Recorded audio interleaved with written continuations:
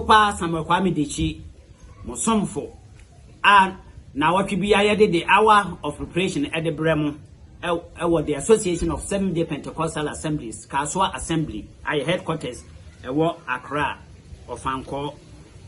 Your Facebook Live the hour of preparation. Instagram the hour of preparation and I say SK_Dechi. YouTube channel the hour of preparation. Your Facebook Live. What me am share na free na ekwe da bia obetumi ahwe. Ye betwa ye dwumadi anase ye topic ya ye sha ase na awotwe ne no. Ye betwa so the resurrection of Christ. Is it Saturday or Sunday? Ye no more aka say Awurade Yesu. The only sign nsenchene ba akopɛ Awurade Yesu so dem ade man nipa nyina wiase nyina se wonane agye nkwa no ene se ni wuomu no obedi asase motoa mu awia ne anajo nansa 3 days and 3 nights 3 days and 3 nights bia se ne Jona odi ye no eye 72 hours esonte ene bi meka ho 72 hours 3 days and 3 nights and Awurade Yesu so kan ye afi ye hun se Christ emra ye de no sen asemi aso o kan se eja umu ena mede me honhom mahye no anaso o kan se mawie no na eye eda na eye ahosiesie da na edi homeda nanim ya kan firesem se na eye ahosiesie da enu ti nipa bebre nim se ye fie da ya nkasa ye nua no memne dafo ekura bebre nim se saada no ye fie da anuanom moma Bible no firesem no enkasa enti ene ye ba betoa so na yahu edakora na eye saa ahosiesie da no ukan John chapter 19 verse 14 and then 42 the kan John 19:14 no na ye ntie asem a wokafa saa ahosiesie da no John chapter 19 the part of verse 14 yes. Na eye twam ho ahosiesie da na ebeye don etoso ensia amen samate wasina eye twam ahosiesie da na ebeye don etoso nsia na ebeye don a etoso nsia na wose Yudafo ne se hwe muhinini wanu na wose Yudafo no se hwe muhinini saa don etoso nsia no na Luke wadi kan aka se saa me na esumaduru asase so saa ekosi edon etoso nkono na Awurade Yesu so kan se muhinini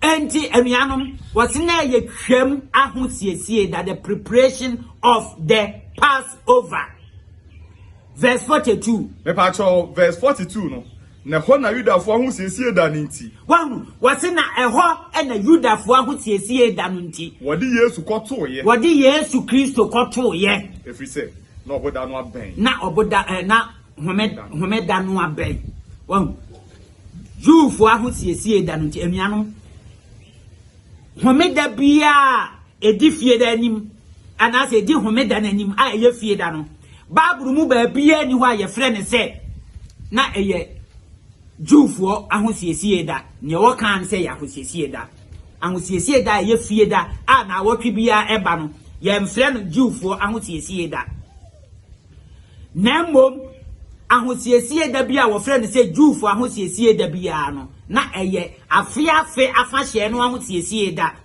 we John 19:14 was na eye twam ahosiesie the preparation of the Passover etiamiam sa preparation of the Passover no ye nyina nim se sa Passover no na esi afiafe wo kan Leviticus chapter 23 5-7 pacho kama me Leviticus 23 5-7 and what and wo be kan che ye say bosome da edikan bosome edikan no da etoso du nan no eye twam ema Awurade Onyankopon na ade etia eye apitia fahye 15th of Nisan bia no na eye twam ema Israel for say ye di twam no twam epa ho pe afi na wo kowura apitia fahye no mu Nyankopon ka kire Israel for say apitia fahye no wo mu ni ne nanso da edi afahye no kan no eye homeda da etoso nson enye da na wotwe da etoso nson na mom afahye no da etoso nson no eno nso eye homeda nti first day of the feast of unleavened bread was a Sabbath, and then the 7th day of the feast was also a Sabbath. Leviticus chapter 23 verse 5 to 7. Yes. Bosumi edi kan no de tosu du nan no anwumre eye Awurade twam. One bosumi edi kan no na anwumre eye Awurade twam. Verse 6 no. Yes. Na bosumi no a de tosu du no eye Awurade apiti afahye. Yes. Nanso ena mundi apiti. Yes. Verse 7 no. Da edi kan no munhyenhia kronkron. Dwumadi biara mo nye. Amen. So, afiafe afahye. Passover na nya afahye. Is on the 14th of Nisan no. Bosumi edi kan o kan Barbara. Nisan anase Abib. Sa bosumi no am na Nyankopon ko yi Israelfo no. Edi free Misraim asase so. Wo ma wo mu kum odwan de ni moja yi aponwa na no. Aju owuo bofo no duwa ne watwam. Eno ne friend say twam afahye. Aye friend say pass over. Adiachi on the 15th of Nisan. Na ye a pity afahye. Ye dia pity afahye no nanso afiafi ntine etimi si da bia anuanom. Enu nti sa pity afahye no. Afiafi afahye no. Na Bible a friend say a high day Sabbath. A high day Sabbath. If you say na isi afiafi John 19:31. John chapter 19, the part of verse 31. And so na da no yahusiesie da. Na sade beye na emu no enka asenua so homeda. Na sa homeda no eye da kase enti. Sawunu wose na sade beye a emu no enka asenua no so efise na sa homeda no eye high day Sabbath no. Na ye da kase. Na ye da kase na eba enti wo mo rahye eyi Awurade Yesu Kristo ed no ko friends asiye ednu ko sie obodi Judah for Besle Pilato say yes won ko kubu won ya wamu na won yi won yes amen na high day Sabbath wo kan King James no a wo kan Numbers chapter 28 16 and 17 hinu mpo de wo se na naponna on ye kase daponna na ye da eso na wo twe homeda no Bible mu jiu ni bia no wo friend say high day Sabbath ebinsi babia da wopa ko Israel sesi na ko bisa rabbi anaso chechirefo bia ewo Israel mamu sesi a say na wotwe homeda no say wo mo frɛ no say high day Sabbath ana there be afiafe homeda no enkanka the feast of unleavened bread, the first day of the feast of unleavened bread no and no mo friend say the high day Sabbath. Numbers 28 16 to 17. Numbers chapter 28 the part of verse 16 to 17. Yes. Abosumi edi kan ede tosu dunan no eye Awurade twam. Yes. Verse 17 no. Na bosumi no ade tosu edunum no eye dapon na. Montio. Na bosumi no de tosu dunum no eye the first day of the feast of unleavened bread. Eye there that. Eye dapon na. Nanso no woni apiti pan. Nanso no woni apiti. Eye dapon na. It was a high day. Dapon na. Na what you am friend dapon na. What kind 1 Corinthians chapter 5 verse 7 was in a wakuye ntwamu dwa no we Awurade Yesu Kristo no. What kind John chapter 1 verse 29 was in a we ne Awurade Yesu Kristo no a wabeyi yem bone ekono nyame agwama no a wabeyi yem bone ekono. What kind John chapter 19 38 to 42. John chapter 19 mpacho kama me. John chapter 19 the part of verse 38 to 42. Yes. Na yenu machi no Joseph a ofi Arimatia a oye Yesu suani a Yudafo huhunti oye no kokoa mu no ebesre Pilato se omani yi Yesu amu efise na ye Jewfo ahosiesie da ye di kan akan afa yenhwe enema bi a Bible eka ede kire se ade bi ye Jewfo dia homeda no na wotwe homeda no Bible am friend ba bia da say ye Jewfo homeda. John 11:55. John chapter 11 verse 55. John chapter 11 the part of verse 55. Na Yudafo twam no aben. So na Yudafo twam no aben. Na aben. Enti na ye ko Yudafo ahomeda na eye afiafe homeda na friend say the feast of unleavened bread. Your friend say Judah for but homeda ye na watch homeda ye mfa do for din to so if you say no de na ye nipa nyina wo kan Isaiah chapter 56 2-7 no a ye nipa nyina homeda ntina ye mfa do for din to so kan John chapter 6 verse 4 mami. John chapter 6 me part of verse 4 and so na twamuda Yudafu afashe no aben amen. Afei na Judah twamuda Judafo afashe no na ben Judafo afashe no na ye di afashe na ye afia afashe ye friends the feast of unleavened bread samre no na Awurade Yesu to ye born asemmia mu enti ye be kire amamu ahunu se sa dano ye bo Awurade Yesu so asemmia mu no na ye ahosiesie da foforo a na enye fie da na ye homeda foforo a na enye memeneda etmisi da bia actually etmisi memeneda ba saafe no ankasa no ansi fie da na ansi memeneda ahosiesie da na enye fie da e na homeda no nso na enye memeneda shaka Nyankopon den da amen. Afei yenhwe Mark chapter 16 verse 2 me pacho yenfa no ntwenchen say ye ka the annual Sabbath no ho asem akire mene mu besua Mark 16 test ye che say Awurade Yesu so sorry kwasida for do ho ato so ye bebe no so ye bebe ni nyina so ba say si anu ye pese ye kire mamote ase say saafe no Awurade Yesu so owu ye no a eye AD 31 me wo ade bi wo ha me kanya ma obi atie mema mo source wa mi kotu saa de na free e de a kire say Awurade Yesu so saafe no a owu ye no sada no na enye fieda enu ntu otime nsore kwasieda ma na enye yie me kan ya kire mo in AD 31 the Paschal full moon came the night following Tuesday March 27. In AD 31 the Paschal full moon came the night following Tuesday, which is March 27.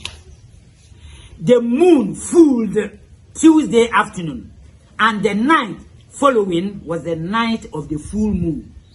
And since Bible time begins the day at sunset, this will be the beginning of Wednesday, the 14th of Nisan or Abib, AD 31. AD 31. Source: Navy Department, U.S. Naval Observatory, Washington, D.C. The Navy Department, U.S. Naval Observatory, Washington, D.C.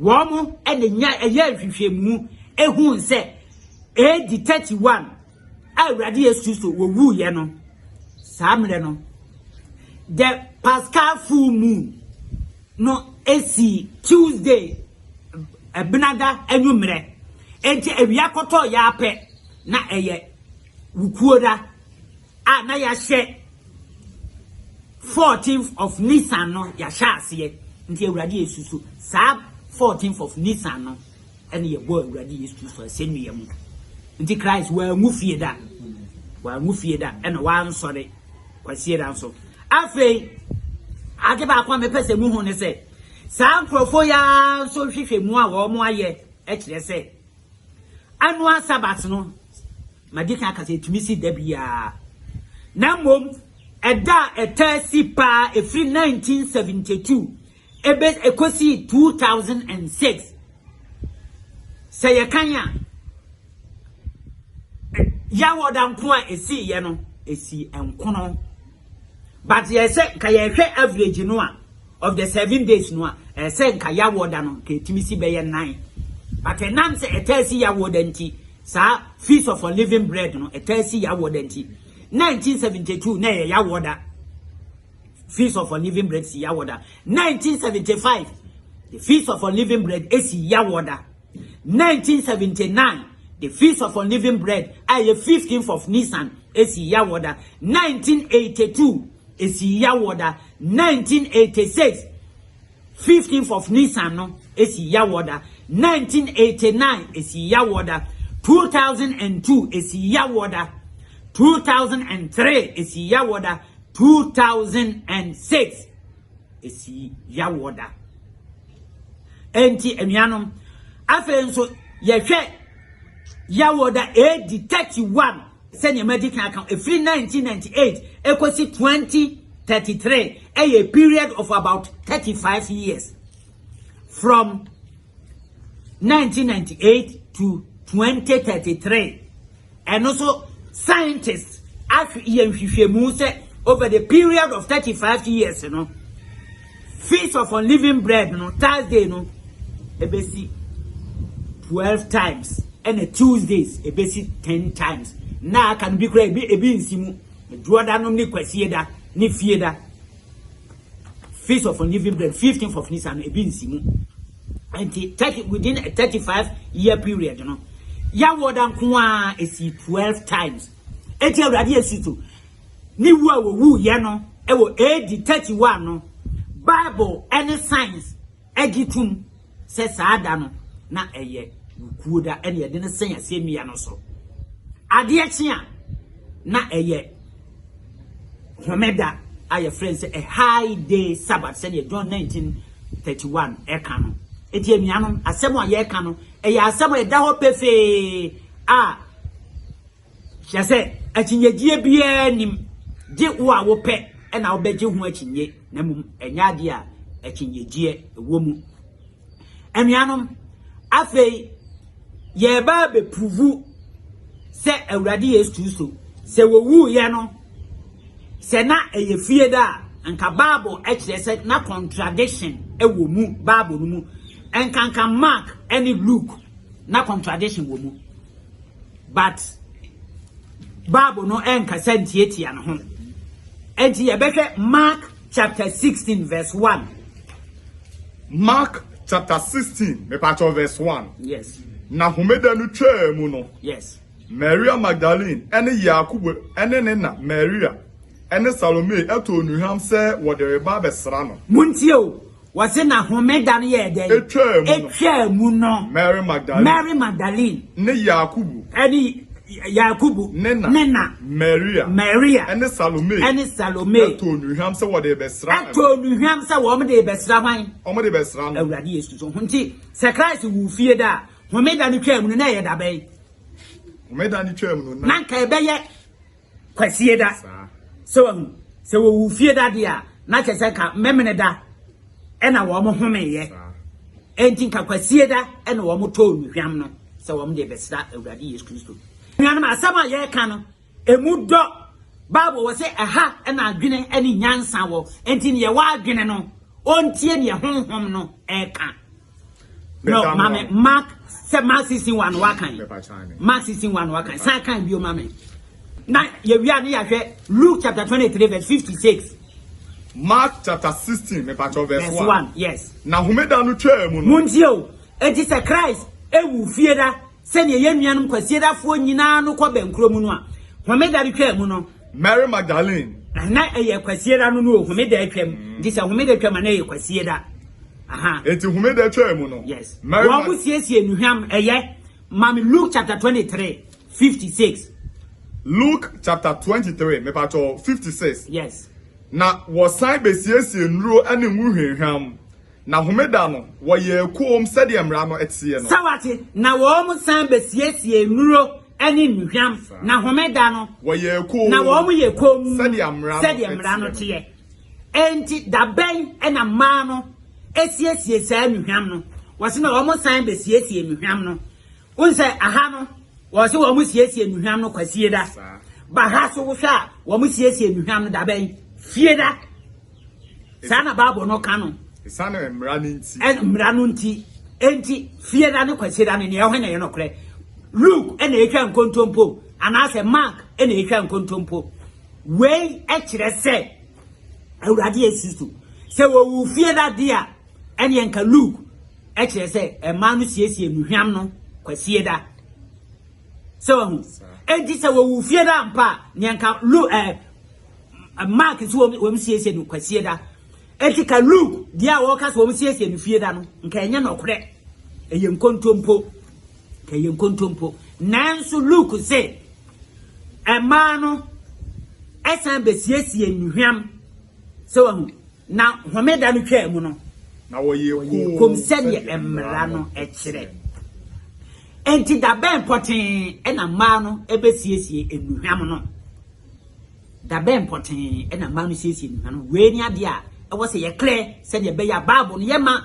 yɛmfa atetesɛm ɛma Bible no ɛntoto ne ho anuanom Nyankopɔn asɛm ɛyɛ nokoro wɔ sɛ yɛma nipa nyinaa nyɛ nkontompofoɔ na Nyankopɔn asɛm no ɛnyɛ nokore Shaka Nyankopɔn din da. Amen. We can Matthew chapter 28 verse 1. Matthew chapter 28 verse 1. Matthew chapter 28 verse 1. Yes. Na homeda no twa mu no. Edi na wotwe kan no ahom na che. Mary Magdalene ene Maria baako no ebae se wo behwe da no. Me pacho ye be kan English Matthew chapter 28 verse 1 no. Ye be King James. Matthew chapter 28. Mepacho, in the end of the Sabbath. Somebody, in the end of the Sabbath. As it began to dawn. As it began to dawn. Towards the first day of the week. In the end of the Sabbath. What kind? The American Standard Version, ASV, was say late in the Sabbath. The word dawn there, no dawn. A Greek word episphoko, which means to draw near. Yadika anyone can say a debiano ye shed that for frase a dan when you which means to say wamuko ho homeda na working homedano na ye ko wura eda edikan mu send ye Bible no canon in the end of the Sabbath 7-day Sabbath as it began to dawn towards the first day of the week episphoko to draw near eti a man call ho Matthew chapter 28 verse 1 a man one fa nuhwema nko if you said na wo mu nim say homeda no nkotoye but what kind Mark chapter 16 verse 1 and Luke chapter 24 verse 1 ni mienu nyina wo say a man no koto nuhwam say wo mu di kosiesie awurade Yesu if you said na homeda no atwam na wotwe homeda no na atwam Mark chapter 16 1 and 2 Mark chapter 16, the part of verse 1 and 2. Bible say, na homeda no twa mu no.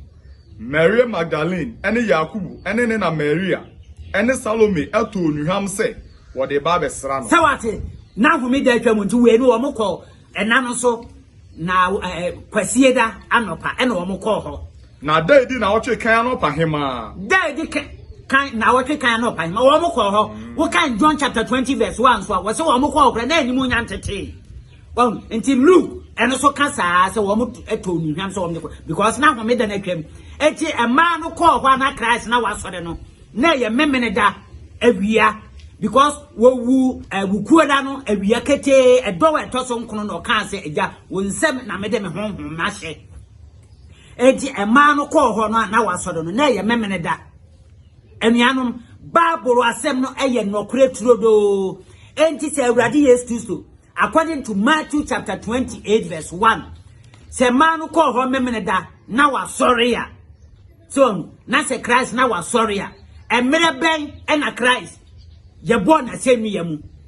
According to Christ no na numu asem, o so obedi 3 days and 3 nights. Aye 72 hours. Eti mra wo mko wa na Christ wa sorry memene da no. Awia kete no. Wa sorry emra ye de born asem yamu pepepe sa do no am no sorry ye do etoso nkono. Na Christ ka asem awie. Tie man no call ho no na homeda no kotoba na enya nkotoy ti na Christ na wasore dada edi e man no wo mo visit ya aka no nyina wo mo call ye no kokwasi da no pa o se na wasore na onia he is not here, he is risen senior o kan ye no enti se na wasore memene da awia kete be ye no miensa ye kan 3 days and 3 nights backwards ya ye benya enasɛn me pa cho mom yen kan efi memene da no mi ensa ekosi fieda no mi ensa eye da sɛn daba 24 hours efi fieda no mi ensa ekosi yawoda no mi ensa eye sɛn enamienu 48 hours. A free ya water nomi and sankosi wukoda nomi and san saying Nami and san 3 days and 3 nights 72 hours pe. Tradition nipa atetesem and the chile say your boy a radius so same yamu fieda awia kete and o sorry kwasieda no patutu e ma no kura kwa kwasieda na wa sorry obi anim kwasieda emra o de sorry he nti yama awurade esuso waye trofo na che say the only sign awurade esuso dey chile say one yaje nkwa no the messiah no tradition ama awurade esuso waye trofo enti yabaje Christ asemadi ana say nipa atetesem eni ebedi akire we enya dia enne day me pesa Kristofo nyina mo a mo se mo pe nkwaje no mo dwene ho yie efi se awurade wona ebeji ye nkwa enti se ye jai Christ ekodi nipa foforo bi achi a ana se Christ foforo bi achi a awurade ye nkwaje no ene na eden enti awurade wo se ye nhwe yie ewo nipa atetesem ho na ye de atetesem ese nyankopon asem sa Sun Good Friday any Easter no enuanom ye beka ho asem pa yie eye tradition eye Roman for na de ba ye me de Roman for ankasa books a wo mo atwere be prove sa asem na nya nokre enti wo ye Kristo ni na wo penkwaje a enuanom men hwe nipa dodo enkodi wo mo achi nkwaye bone wo kan Exodus chapter 23 verse 3 was mom ye ni nipa dodo achi enkwaye bone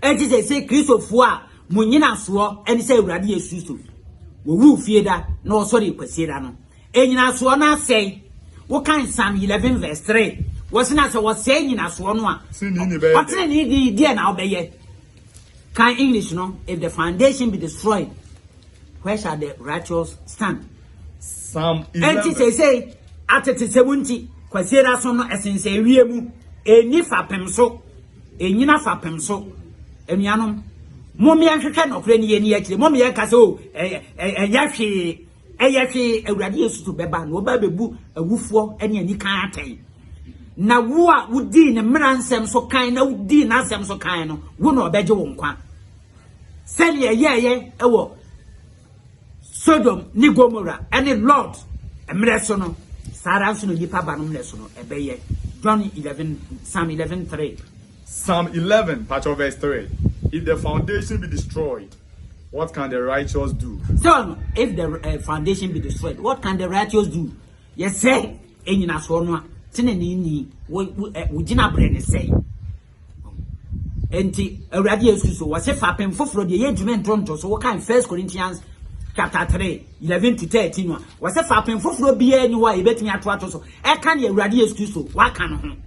Eje say a Christopher kwasi da som aye ejina atetesem so no ama ye de fapem foforo abeto asomafo no ni awurade yesu so as nsem o mo kan ye no so patcho kan ma me patcho 1 Corinthians chapter 3 11 to 13 me patcho 11 to 13 na fapem foforo de obi antimi ento nka de hye ho dada aye ni Yesu Kristo no ho yet men to fapem bia amfa so into kan John chapter 8 verse 32 was say and ye shall know the truth and the truth shall set you free.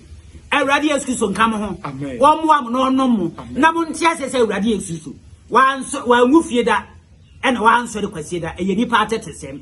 Wo wu kuo da ena wo sore memene da enumere. Kuo da enumere ena wo sore memene da enumere. Awurade nkam ho. Amen. Na yemfa we nkire se ampa Awurade woni yaje nkwa kan no se ne wo kan ye no. Ye nkwaje Yesu foforo bia emfatetesem enkwaje Yesu foforo. Awurade nhira mo na won kama koma ne mo adwene. Amen. For the hour of preparation. Amen. Amen.